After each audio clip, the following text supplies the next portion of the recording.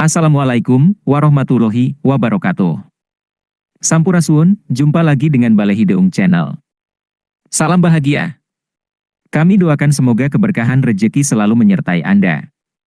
Kesehatan jiwa raga selalu terpatri dalam jiwa dan raga Anda. Dan tentunya, semoga kita semua selalu ada dalam lindungan dan ridhonya. Amin amin ya robbal alamin. Baiklah. Seperti biasanya pada kesempatan kali ini, izinkan kami berbagi sebuah informasi sejarah bangsa. Sejarah dari masa ke masa yang terjadi di Nusantara, Negara Kesatuan Republik Indonesia yang kita cintai ini. Tetapi sebelum berlanjut, kami berharap demi berkembangnya channel ini agar Anda mensubscribe, like, komentar dan share video-video kami. Terima kasih karena ini semua gratis dan mudah-mudahan sahabat semua dimudahkan dalam segala hajatnya. Amin. Oke, kali ini kami akan mengupas sejarah dari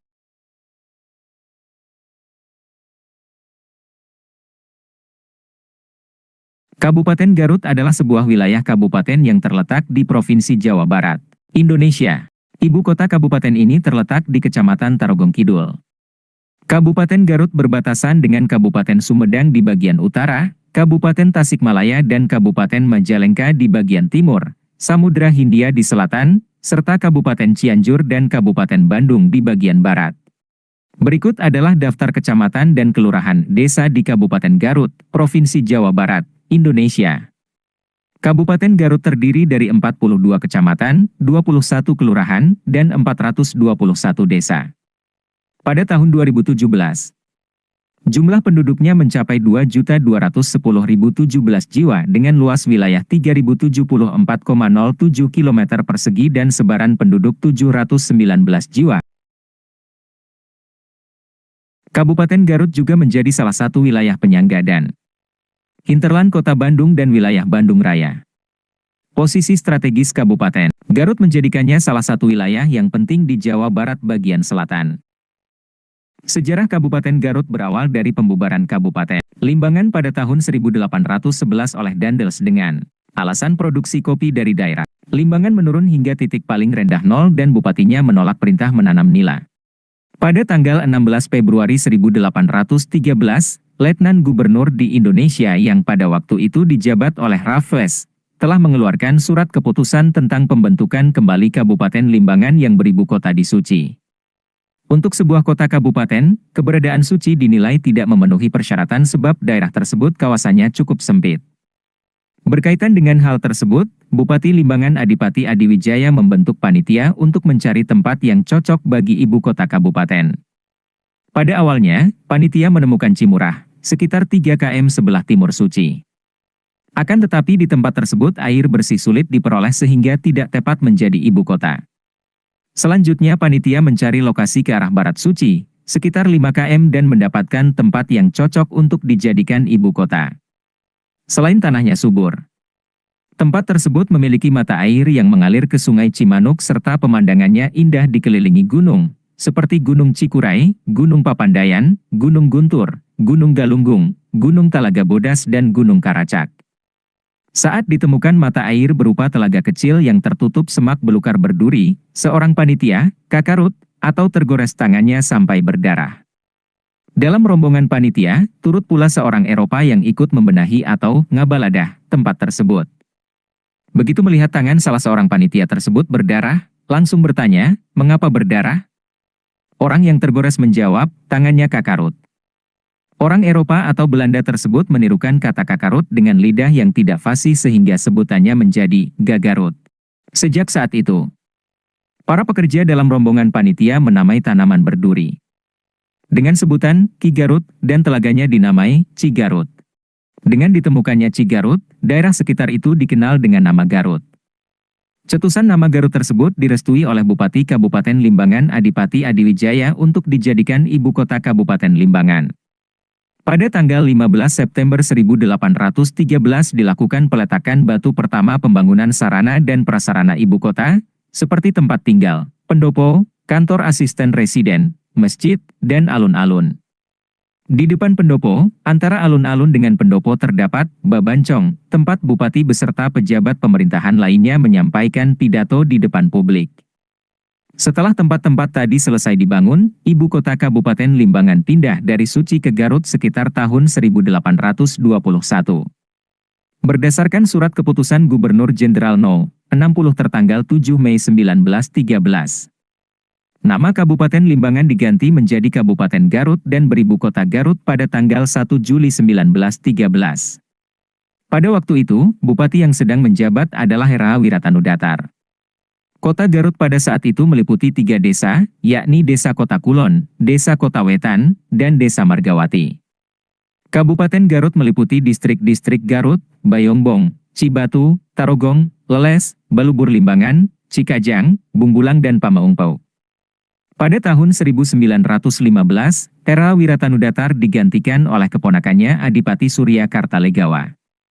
Pada masa pemerintahannya tepatnya tanggal 14 Agustus 1925, berdasarkan keputusan Gubernur Jenderal, Kabupaten Garut disahkan menjadi daerah pemerintahan yang berdiri sendiri.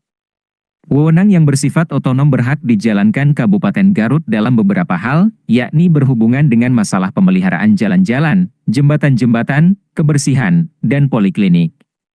Selama periode 1930 hingga 1942, bupati yang menjabat di Kabupaten Garut adalah Adipati Mo. Musa Surya Kartalegawa. Ia diangkat menjadi Bupati Kabupaten Garut pada tahun 1929 menggantikan ayahnya Adipati Surya Kartalegawa. Sampai tahun 1960-an, perkembangan fisik kota Garut dibagi menjadi 3 periode. Yakni pertama berkembang secara linear. Pada masa itu di kota Garut banyak didirikan bangunan oleh pemerintah kolonial Belanda untuk kepentingan pemerintahan, berinvestasi dalam usaha perkebunan, penggalian sumber mineral dan objek wisata. Pembangunan pemukiman penduduk, terutama di sekitar alun-alun dan memanjang ke arah timur sepanjang Jalan Sociëteitstraat. Periode kedua, kota Garut berkembang secara konsentris. Perubahan itu terjadi karena pada periode pertama diberikan proyek pelayanan bagi penduduk. Wajah tata kota mulai berubah dengan berdirinya beberapa fasilitas kota, seperti stasiun kereta api, kantor pos, apotek, sekolah, hotel, pertokoan serta pasar. Periode ketiga, perkembangan kota Garut cenderung mengikuti teori inti berganda. Perkembangan ini bisa dilihat pada zona-zona perdagangan, pendidikan, pemukiman, dan pertumbuhan penduduk. Pada awal abad ke-20, kota Garut mengacu pada pola masyarakat yang heterogen sebagai akibat arus urbanisasi. Keanekaragaman masyarakat dan pertumbuhan kota Garut erat kaitannya dengan usaha-usaha perkebunan dan objek wisata di daerah Garut. Orang Belanda yang berjasa dalam pembangunan perkebunan dan pertanian di daerah Garut adalah K.F. Holley.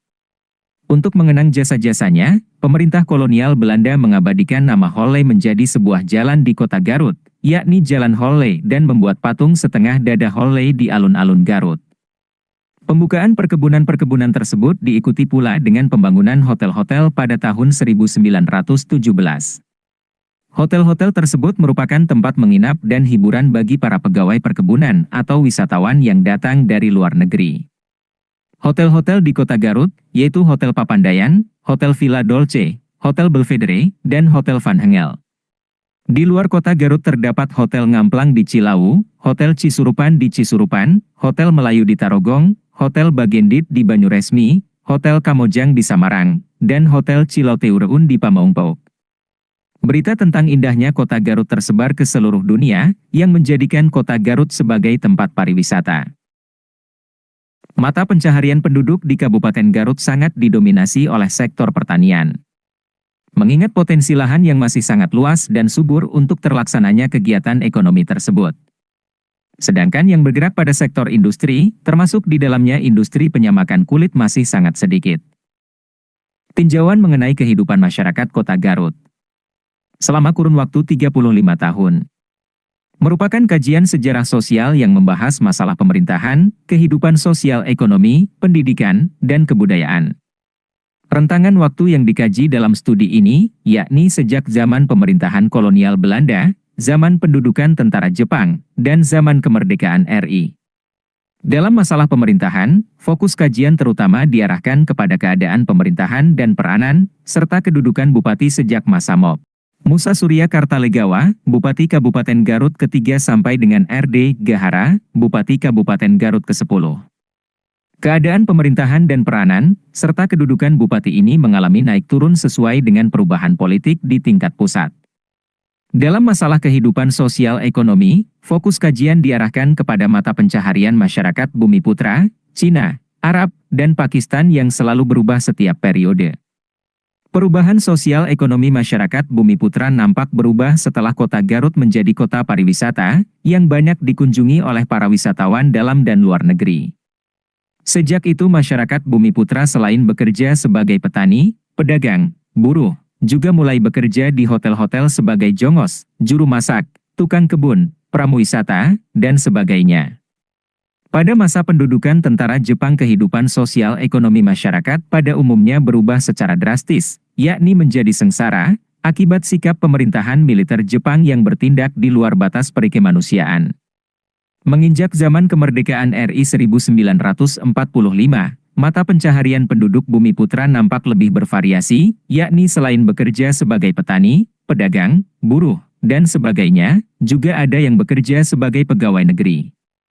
Meskipun demikian, namun perubahan ke arah kehidupan yang sejahtera belum tercapai, akibat secara beruntun masyarakat kota Garut diganggu oleh peristiwa-peristiwa politik yang menimbulkan trauma yang mendalam. Yakni pendudukan tentara Belanda, peristiwa di TI Kartosuwiryo, peristiwa aksi rasialis anti-Cina dan peristiwa G30S, PKI 1965. Sebenarnya banyak juga kaum Bumiputra yang bekerja di sektor perdagangan, namun pada umumnya mereka kurang berhasil, karena terutama mendapat saingan dari orang-orang Cina, yang sudah mendominasi bidang perdagangan sejak zaman kolonial Belanda. Selain orang-orang Cina, juga peran orang-orang Arab dan Pakistan tidak bisa diabaikan. Mereka mulai berusaha sebagai pedagang sejak kedatangannya di kota Garut. Dalam masalah pendidikan, fokus kajian diarahkan kepada minat masyarakat terhadap sekolah, yang mengakibatkan berubahnya nilai dan perilaku masyarakat untuk bersikap rasional dan modern. Dalam kebudayaan dibahas masalah seni musik yang terutama diminati oleh generasi muda dan kepercayaan yang terutama berhubungan dengan kehidupan keagamaan dan tradisi masyarakat. Kesenian tradisional Badeng pertama kali diciptakan pada tahun 1800 oleh seorang tokoh penyebar agama Islam bernama Arfaen Nursaen. Arfaen Nursaen berasal dari daerah Banten dan menetap di Kampung Sanding, Kecamatan Malangbong, Kabupaten Garut. Beliau dikenal oleh masyarakat setempat dengan sebutan Lurah Acok. Lurah Acok memiliki keinginan untuk menyebarkan ajaran agama Islam secara luas di masyarakat pada saat itu, di mana agama Islam masih tergolong asing. Suatu hari, Lurah Acok pergi ke suatu perkampungan di daerah Malangbong dan di tengah perjalanan, beliau menemukan sebuah benda berbentuk panjang dan bulat yang terbuat dari bambu serat. Tanpa disadari, beliau membawa benda tersebut pulang dan mengubahnya menjadi alat yang dapat mengeluarkan bunyi. Lurah Acok kemudian mengumpulkan para santri dan meminta mereka untuk membuat alat-alat lain dari bambu-bambu tua yang dapat menghasilkan bunyi. Bambu-bambu tersebut kemudian disusun sedemikian rupa sehingga menghasilkan suara yang nyaring. Semua alat tersebut kemudian diuji dengan memainkannya, dan terdengarlah irama musik yang enak didengar, ditambah dengan nyanyian-nyanyian dalam bahasa Sunda Buhun dan Arab, solawatan. Setiap minggu, dan setiap bulan untuk mengumpulkan tokoh masyarakat, umaro, dan tokoh santri dalam sebuah musyawarah. Mereka menggunakan seperangkat alat yang dibuat oleh Lurah Acok untuk memasukkan ajaran agama Islam. Sambil menabuh alat-alat tersebut dan menyanyikan lagu-lagu solawatan dan lagu-lagu Sunda Buhun yang mengajak masyarakat untuk masuk agama Islam. Hampir semua penduduk di desa Sanding, kampung-kampung, dan kota-kota di sekitar daerah Malangbong, bahkan di seluruh Kabupaten Garut pada umumnya, yang pernah dikunjungi oleh Lurah Acok, menganut ajaran agama Islam. Oleh karena itu, Lurah Acok memberikan nama kesenian Badeng, yang berarti Badeng, berasal dari kata bahadrang, yang artinya musyawarah berunding dengan menggunakan alat kesenian. Badeng adalah jenis kesenian yang digunakan sebagai media untuk menyebarkan agama Islam pada waktu itu. Hingga saat ini, kesenian Badeng masih ada dan digunakan sebagai hiburan dalam berbagai acara, seperti menyambut tamu-tamu penting, perayaan, mauludan, hitanan, hajatan, dan lain-lain. Namun, para pemainnya sudah berusia lanjut, rata-rata berusia 60 tahunan. Alat-alat kesenian Badeng terdiri dari 1-2 buah angklung kecil bernama rul, yang melambangkan persatuan antara kaum ulama dan umaro. Alat ini dipegang oleh seorang dalang. Dua buah dok-dok lonjor dengan ujung simpai 5, yang melambangkan adanya siang dan malam, serta laki-laki dan perempuan. Alat ini dipegang oleh 2 orang simpai 5, yang melambangkan rukun Islam. 7 buah angklung agak besar, terdiri dari angklung indung, angklung kencelung, dan angklung kecer, yang disesuaikan dengan nama-nama hari. Alat ini dipegang oleh 4 orang. Surak Ibra, juga dikenal dengan sebutan boboyongan, merupakan seni tradisional yang diciptakan oleh Raden Djajadiwangsa, putra Raden Wangsa Muhammad. Raden Djajadiwangsa menciptakan seni Surak Ibra pada tahun 1910 di Kampung Sindangsari, Desa Cinunuk, Kecamatan Wanaraja, Kabupaten Garut. Seni tradisional Surak Ibra merupakan sindiran atau simbol yang mengekspresikan ketidaksetujuan terhadap pemerintahan Belanda pada masa penjajahan, khususnya di Desa Cinunuk dan secara umum di seluruh Kabupaten Garut. Sejak berdiri pada tahun 1910 hingga sekarang, kesenian tradisional Surak Ibra telah dilakukan oleh 4 generasi. Namun, saat ini perlu dilakukan regenerasi karena banyak pemain yang sudah tua. Seni Raja Dogar diciptakan oleh saudara Enti Sutisna pada tanggal 18 Desember 2005 dan pertama kali dideklarasikan di Kampung Warung Kaler, Desa Cikarang, Kecamatan Malangbong, Kabupaten Garut. Bentuk permainan Raja Dogar adalah refleksi dari laga domba atau sekarang dikenal sebagai ketangkasan domba Garut. Cara dan ketentuan ketangkasan domba tersebut diaplikasikan dengan penampilan yang mirip dengan seni barongsai. Pertunjukan ini melibatkan 2 orang pemain domba, 1 sebagai kepala dan 1 sebagai badan dan ekor. Kesenian Raja Dogar berfungsi sebagai hiburan yang dapat ditampilkan dalam berbagai acara dan arena, baik di dalam maupun di luar ruangan. Selain digunakan untuk seni pertunjukan, Raja Dogar juga sering digunakan untuk mengarak anak yang akan dihitan dan acara-acara lain. Meskipun usianya masih baru, pertunjukan seni Raja Dogar telah menjadi kebanggaan bagi masyarakat Garut.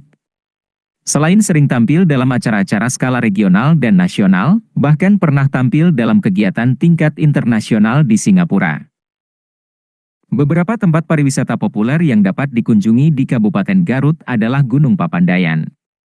Gunung ini memiliki ketinggian 2.665 mdpl dan terletak di daerah Cisurupan, Kabupaten Garut. Di Gunung Papandayan, pengunjung dapat menikmati pemandangan alam yang indah dan juga berwisata di kawah-kawah gunung. Terdapat beberapa kawah di sekitar gunung ini, seperti Kawah Baru, Kawah Mas, Kawah Manuk, dan Kawah Mas. Kawah-kawah ini mengandung belerang dan mengeluarkan uap. Selain itu, pengunjung juga dapat mengunjungi Padang Edelweiss Tegal Alun yang menawarkan pesona bunga Edelweiss yang indah.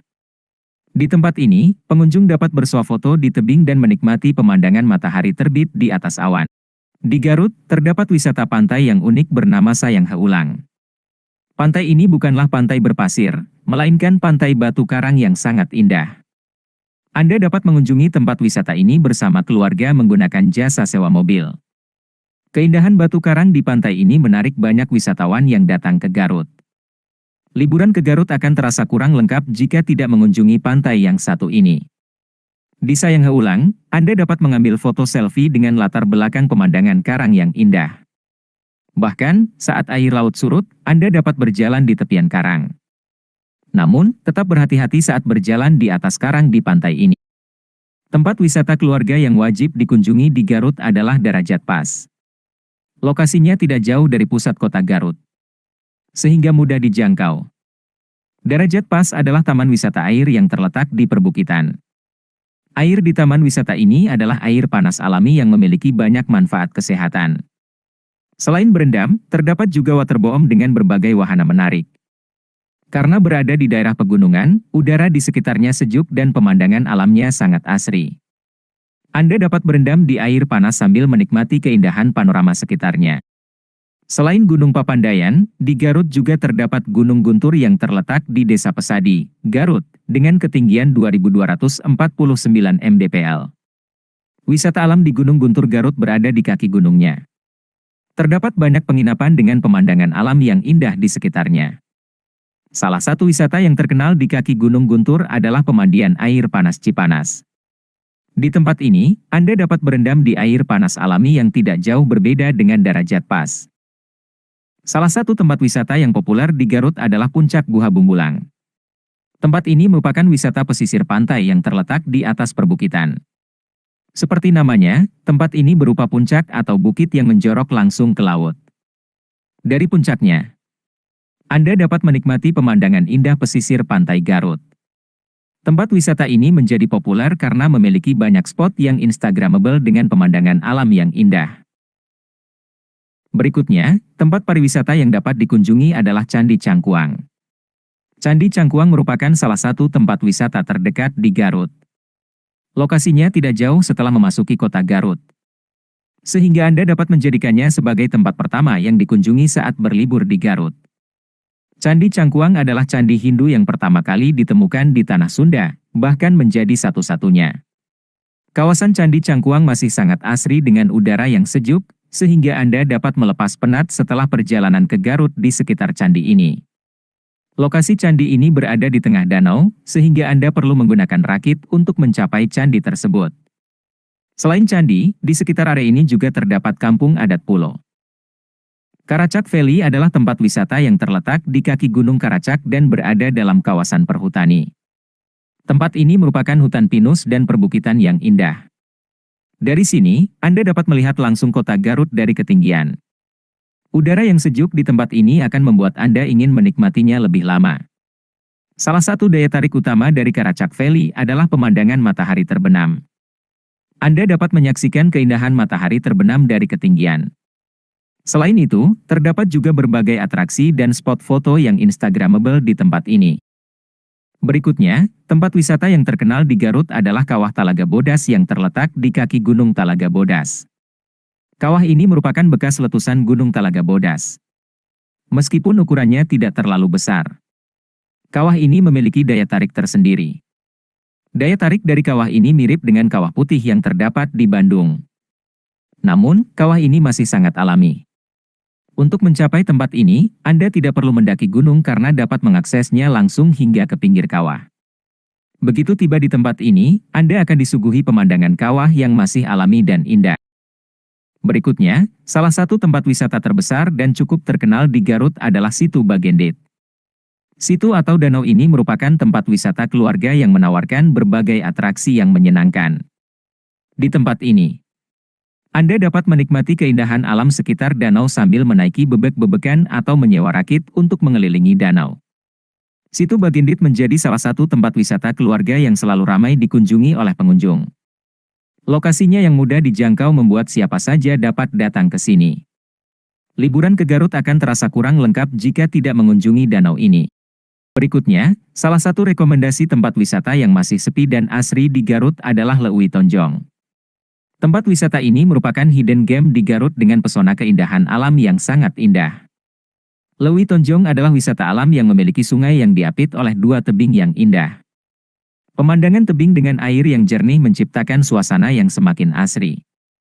Di sini, Anda juga dapat bermain air di sekitar tebing. Tersedia juga rakit kecil yang dapat digunakan untuk memasuki celah di antara dua tebing. Keindahan alam di tempat ini merupakan pengalaman yang wajib Anda rasakan saat berlibur ke Garut. Berikutnya, ada Pantai Manalusu yang mungkin sulit dipercaya bahwa pantai ini berada di Garut. Pantai Manalusu merupakan salah satu pantai di Garut yang memiliki keunikan tersendiri. Nama pantai ini diambil dari nama orang yang pertama kali menemukannya, yaitu Manalusu, seorang pegawai kebun kelapa sawit. Salah satu keunikan dari pantai ini adalah adanya batu karang landai di sekitar pantai. Yang lebih unik lagi, batu karang ini memiliki warna hijau karena tertutup lumut. Pantai Manalusu menjadi salah satu tempat wisata di Garut yang instagramable karena terdapat banyak spot indah di sekitarnya. Berikutnya, ada Pantai Santolo yang merupakan tempat wisata yang cukup terkenal dan banyak dikunjungi di Garut, Indonesia. Pantai ini memiliki keunikan berupa pasir putih yang luas dan air laut yang jernih. Di pantai ini, Anda dapat melakukan berbagai aktivitas termasuk berenang. Anda juga akan menemukan berbagai spot foto dengan pemandangan yang indah. Jika Anda mengunjungi tempat wisata Garut yang paling populer ini dengan rombongan, kami merekomendasikan untuk menggunakan jasa sewa bus pariwisata. Lokasi pantai ini sangat strategis karena dekat dengan Pantai Sayang Heulang. Jadi, setelah mengunjungi Pantai Santolo, Anda dapat langsung menuju Pantai Sayang Heulang. Salah satu tempat wisata terbaru di Garut yang masih belum banyak dikunjungi adalah Curug Cibadak. Curug atau air terjun ini terletak di Desa Cisangkal, Cihurip, Kabupaten Garut. Untuk mencapai curug ini, Anda perlu melewati jalan yang tidak mudah. Selain itu, Anda juga perlu berjalan kaki agar dapat mencapai air terjun. Namun, segala lelah yang Anda rasakan akan terbayar dengan pemandangan curug yang sangat mempesona. Dalam bahasa Sunda, Curug Cibadak berarti air terjun yang besar. Demikianlah beberapa tempat pariwisata di Kabupaten Garut. Dan masih banyak lagi tempat menarik lainnya yang dapat Anda kunjungi dan eksplorasi. Sekarang, kita akan beralih sedikit ke makanan tradisional khas Garut yang masih lestari hingga saat ini. Makanan khas Garut merupakan salah satu daya tarik yang tidak boleh dilewatkan ketika mengunjungi Kabupaten Garut. Berikut ini adalah daftar beberapa makanan khas Garut yang dapat Anda simak. 1. Burayot. Burayot terbuat dari gula merah dan tepung beras pilihan. Rasa dan bahan dari burayot ini mirip dengan makanan tradisional lain yang disebut ali agrem. Namun, karena bentuknya yang berbentuk bola kecil dan keriput, makanan ini disebut ngaburayot oleh orang Sunda dan kemudian dikenal dengan nama burayot. Makanan ini banyak diproduksi oleh masyarakat di Garut, terutama di Leles, karena bahan-bahannya mudah didapatkan dan rasanya lezat. Berikutnya, ada kerupuk kulit khas Garut. Makanan ini juga dikenal dengan sebutan dorok-dok. Kerupuk kulit memiliki ciri khas yang kuat karena proses produksinya melibatkan penyamakan kulit. Dalam proses tersebut, bagian kulit yang tidak digunakan sebagai bahan baku dapat diolah menjadi kerupuk kulit. Kerupuk kulit dan dorok-dok banyak diproduksi di berbagai daerah di Garut, seperti Garut Kota, Tarogong, dan daerah lainnya. Makanan khas Garut selanjutnya adalah sambal cibiuk. Menurut informasi yang beredar di lingkungan Kecamatan Cibiuk, terdapat kepercayaan bahwa resep sambal cibiuk berasal dari Arab. Terlepas dari kebenarannya, sambal yang dibuat di kecamatan tersebut memiliki cita rasa yang berbeda dari sambal lainnya karena terbuat dari bahan-bahan seperti tomat hijau, serawung, cabai rawit, dan bumbu lainnya. Meskipun sambal ini memiliki tingkat kepedasan yang tinggi, namun tidak memicu rasa panas di perut bagi mereka yang mengkonsumsinya. Sambal cibiuk ini sudah dapat ditemukan di berbagai kota besar, terutama Bandung dan Jakarta. Berikutnya, ada nasi liwet Garut. Nasi liwet Garut berasal dari masyarakat perkebunan yang membawa nasi untuk makan dari pagi sampai siang sebagai upaya untuk berhemat. Namun, asal-usul nasi liwet Garut tidak diketahui dengan pasti karena pada masa lalu, Tanah Sunda merupakan perkebunan besar, bukan seperti pedesaan di Jawa Tengah. Nasi liwet khas Garut disajikan dengan lauk yang dapat berupa ikan peda, ikan asin, atau ikan pindang. Selain itu, terdapat juga lalapan dan sambal terasi sebagai tambahan. Berikutnya, ada soto ayam Garut. Soto ayam khas dari Garut memiliki kuah yang berbeda dengan soto ayam biasa. Kuah soto ayam Garut cenderung lebih asin dan gurih karena dibuat dari campuran santan dan rempah-rempah. Selanjutnya, ada moring atau cimol kering. Moring adalah singkatan dari cimol kering, yaitu camilan khas Garut. Cimol dipotong tipis-tipis dan digoreng, dikenal dengan sebutan moring. Moring terbuat dari bahan dasar tapioka atau kanji yang dibumbui dengan resep rahasia. Moring hadir dengan berbagai varian rasa, seperti BBQ, keju, dan lainnya, untuk memenuhi tren konsumen saat ini. Moring cocok sebagai oleh-oleh dan dapat menemani aktivitas santai seperti belajar, menonton TV, dan lainnya. Selain itu, ada juga cocodot. Dodol khas Garut semakin terkenal dan populer dengan tampilan yang modern dan pengemasan yang unik. Dodol tidak hanya menjadi makanan khas Garut biasa, tetapi juga dikolaborasikan dengan bahan lain untuk menciptakan makanan baru yang lezat dan trendy, seperti cocodot. Cocodot adalah coklat dengan isi dodol yang merupakan perpaduan antara dodol dan coklat. Hingga saat ini, sudah ada beberapa varian cocodot yang digemari dan sering dijadikan oleh-oleh, seperti dodol dengan campuran kacang, buah, bahkan cabai. Berikutnya, ada bakso aci.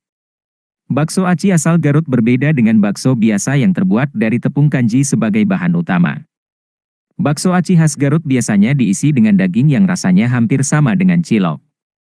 Terdapat banyak pilihan bakso aci dengan kemasan praktis yang dapat dibawa pulang. Selanjutnya, ada surabi Garut. Surabi adalah makanan khas Garut, Jawa Barat, Indonesia. Surabi merupakan jenis roti yang terbuat dari tepung terigu, gula merah, dan air. Bahan-bahan ini dicampur dan diolah menjadi adonan, lalu dibentuk bulat dan dipanggang di atas daun pisang atau plat besi. Hasilnya adalah roti bulat tipis dengan tekstur lembut dan rasa gurih. Surabi sering dikonsumsi sebagai camilan atau makanan sampingan. Terdapat banyak variasi surabi yang tersedia, seperti surabi keju, surabi coklat, dan lain-lain. Selain itu, surabi juga sering dijadikan oleh-oleh khas Garut. Mungkin masih banyak lagi makanan khas Garut yang belum kami eksplorasi. Namun, yakinlah bahwa jika Anda mengunjungi Garut suatu saat nanti, Anda pasti akan menemukan makanan khas Garut lainnya yang belum kami jelaskan. Demikianlah pembahasan tentang Kabupaten Garut. Mulai dari pemerintahannya, asal-usul dan sejarahnya, hasil bumi, hingga tradisi budaya khas yang masih lestari hingga saat ini. Terima kasih, semoga informasi ini bermanfaat.